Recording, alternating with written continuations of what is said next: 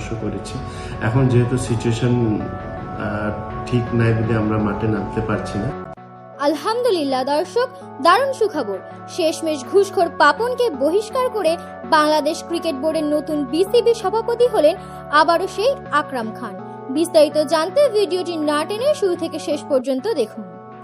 অবশেষে কোটি মানুষের মুখে হাসি ফুটল।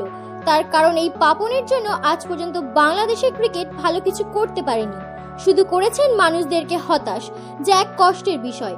দর্শক, এই পাপনের ক্যারিয়ারে ক্রিকেটের কোনো কিছু চিহ্নই নেই, কিন্তু তারপরও বছরের পর বছর এই বিসিবির দায়িত্বে আছেন এবং এই দায়িত্বে থেকে কোটি কোটি টাকা আত্মসাৎ করেছেন এবং ভালো ভালো প্রতিভাবান ক্রিকেটারদেরকে দল থেকে বাদ দিয়েছেন এবং এই টাকার জন্য অযোগ্য অনেক খেলোয়াড়দেরকে সুযোগ করে দেন এই ঘুষখোর পাপন।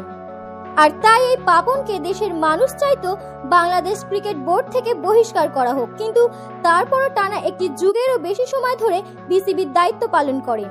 আর তাই এখন এই ঘুষখোর পাপনকে সরিয়ে আবারও সেই আকরাম খানের কাঁধে বিসিবির দায়িত্বটা তুলে দিলেন। তো দর্শক, আপনাদের কি মতামত? এখানে পাপনের জায়গায় নতুন বিসিবি আকরাম খান হিসেবে দেখতে পেরে কি অনুভূতি, তা অবশ্যই জানিয়ে দিন আমাদের ভিডিওর কমেন্ট বক্সে। ধন্যবাদ।